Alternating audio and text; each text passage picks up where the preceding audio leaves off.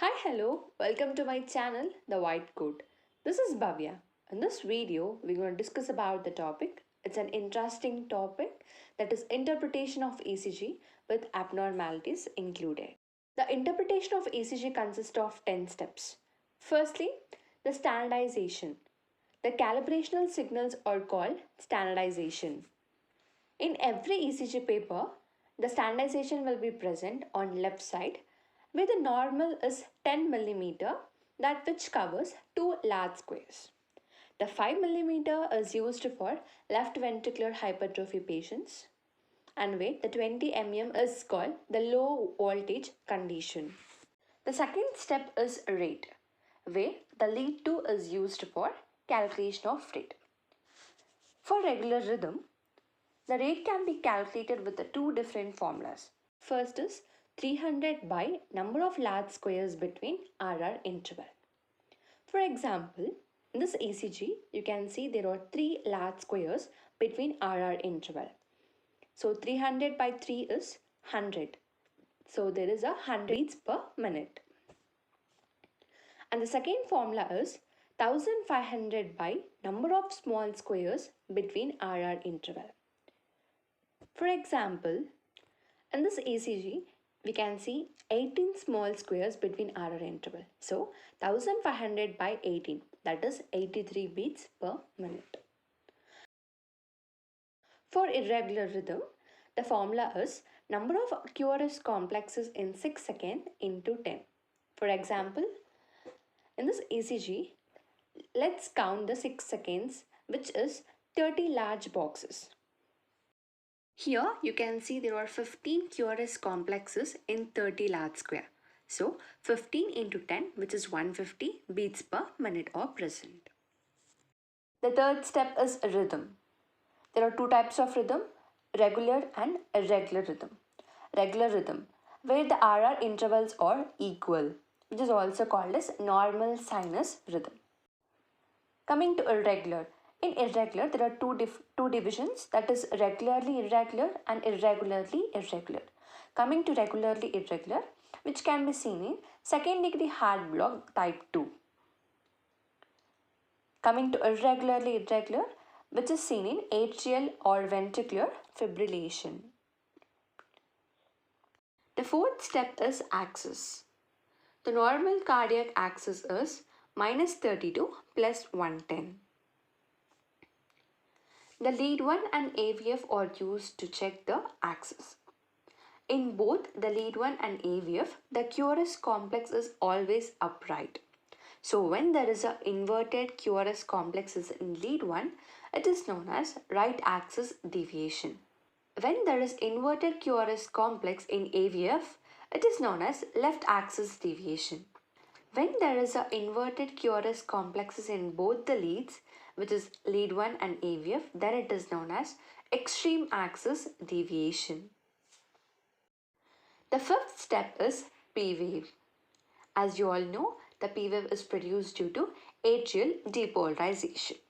Here the time is 0.1 second and the voltage is 0.12 millivolts. So the normal amplitude is 2.5 millimeter. Coming to abnormalities in Pwave. There are two types of abnormalities, that is pulmonale and mitral. Coming to pulmonale, which is larger in size, which covers more than 2.5 millimeter, that is more than 2.5 small boxes, which indicates right atrial enlargement. Secondly, mitral, which can be seen in M-shaped pattern, which also covers more than 2.5 millimeter, which indicates the left atrial enlargement. The Pwave is best seen in lead 2 and V1. And also the biphasic Pwave can be seen if both the atrias are dilated or enlarged. Coming to the sixth step, which is PR interval. The time delay between atrial and ventricular contraction is nothing but PR interval. So the time measures is 0.12 to 0.20 second. It's nothing but which covers 3 to 5 small squares. The abnormality, here we can see AV blocks. There are 3 types of AV blocks. So coming to type 1, the prolonged PR interval which covers more than one big square is said to be first degree heart block. Coming to type 2, there are 2 types under second degree heart block, which is Mobase 1 and Mobase 2. Coming to the Mobase 1, there is a prolonged intermediate ectopics, which is a dropped beats are present. Coming to Mobase 2, the prolonged interval with 2:1 ratio.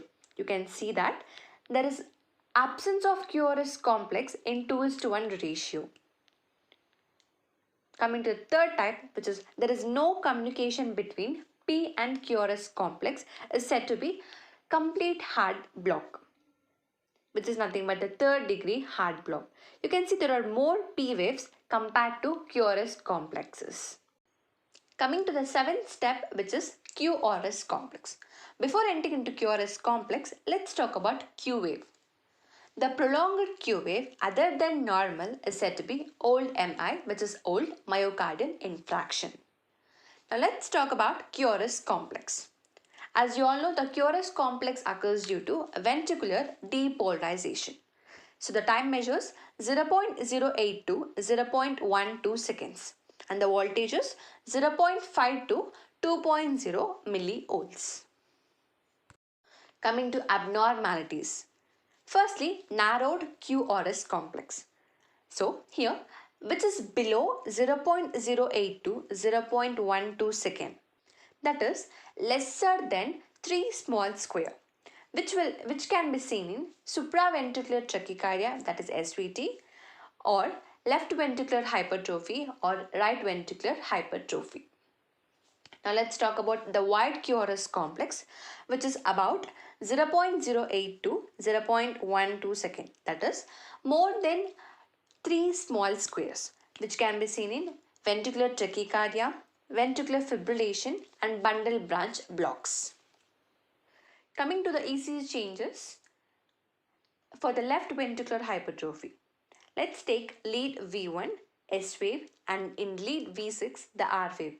When the both S wave and R wave is counted together and when it comes more than 35 millimeter, which is more than 7 large squares, then it is said to be left ventricular hypertrophy. For the right ventricular hypertrophy, in lead V1, when the R wave is more than 7 mm, which is more than one big square, then it is said to be right ventricular hypertrophy. For the left bundle branch block, in lead V1, the W shape and in lead V6, the M-shaped patterns can be seen.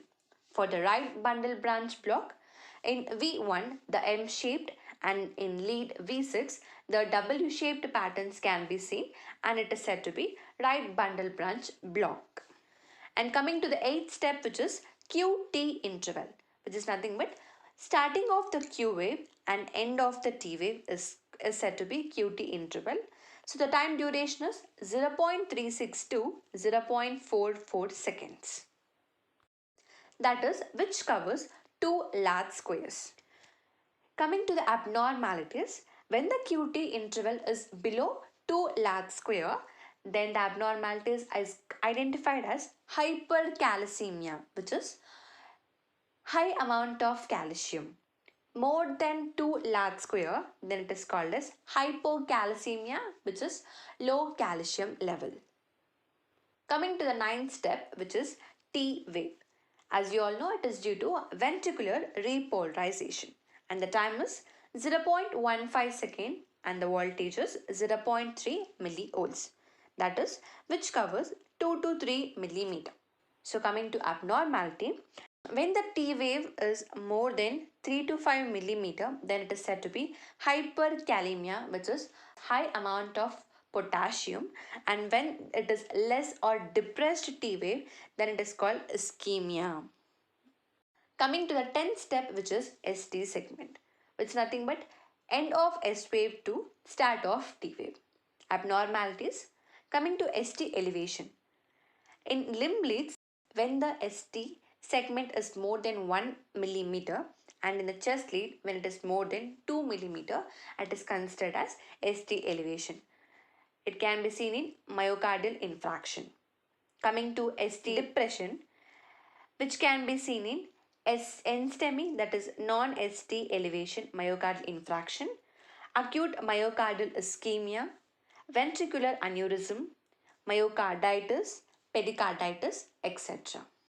I hope the 10-step interpretation of ECG is clear. Thank you for watching. Stay tuned for next interesting video.